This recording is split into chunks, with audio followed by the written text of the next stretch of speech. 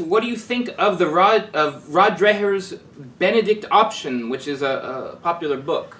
Well, I haven't read it. I have read summaries and this and that, and since I haven't read it, I'm going to preface my remarks by saying that what I'm about to say about it may be false. Okay. All right, it's very important to understand that.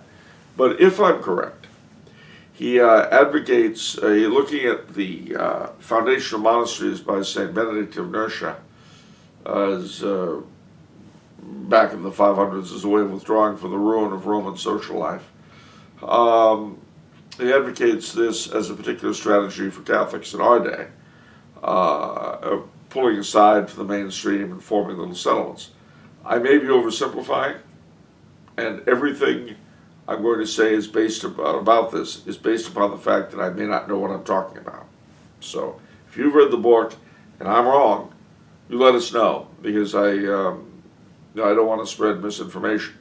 If I am wrong, however, this is a point of view, withdrawing from the world and getting away from the badness, that Catholics have really been attracted to, and not just now.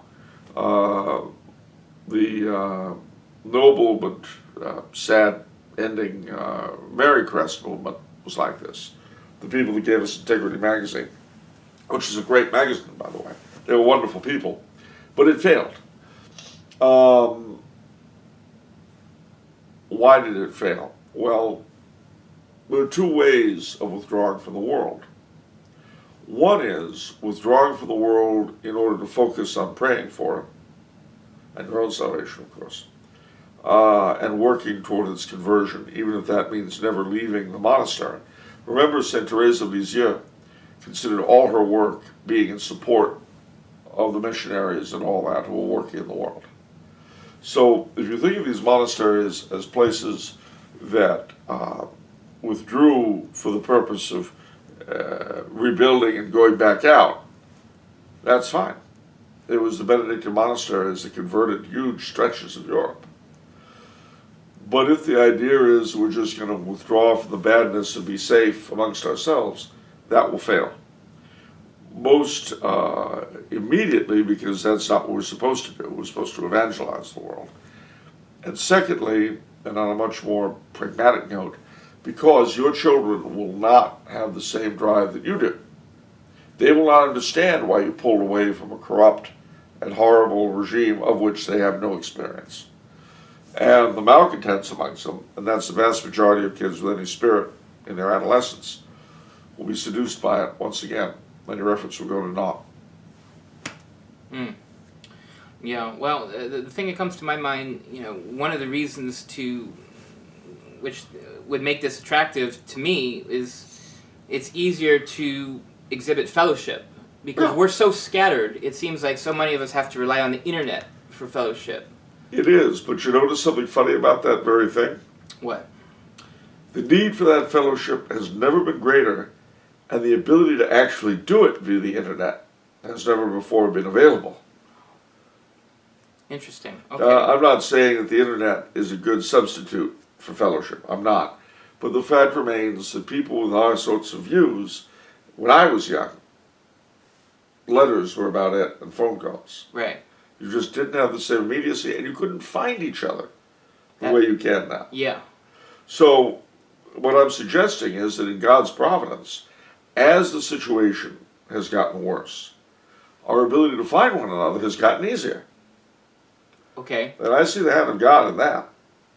That's true. It's very true. I hate to quote Lord of the Rings, but as Tolkien has Gandalf say to one of the characters, don't tell me you disbelieve in prophecy just because you had a part in bringing it about.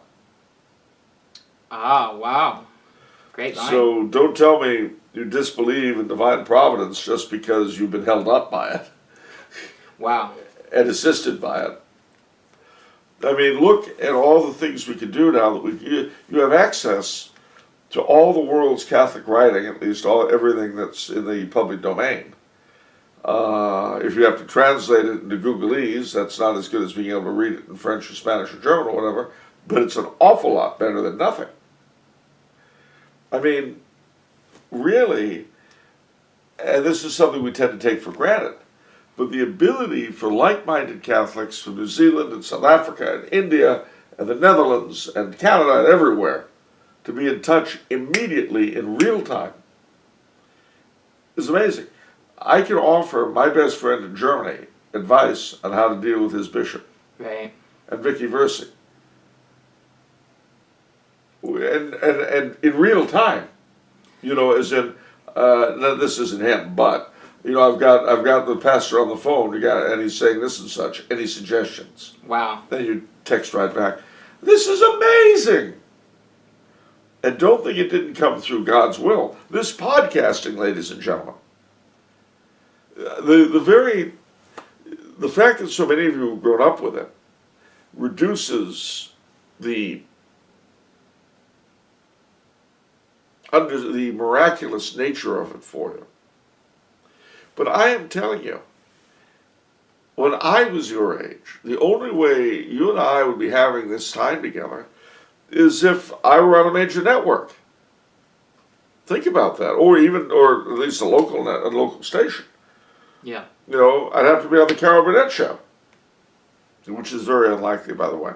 Although I was a big fan of Carol Burnett, just saying that. Mm-hmm. I was. I believe you. I still am. I love to watch the old ones. I know. All right. Anyway, the fact remains, and the Twilight Zone also. Of course. All right. Thing is that this itself is part of the working out of God's will.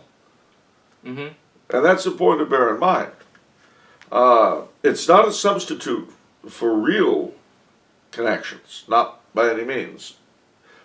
But it's so much better than nothing. Right. And the cross-pollinization, the ability to get in touch and be in touch with Catholics of totally foreign cultures and countries and so on, what an amazing thing. And we have an obligation to make use of it. I would say, and this is something a lot of you guys out there are doing, and God bless you for it, mastery of the new technology and using it to God's ends and to spread the faith. That's where the future lies.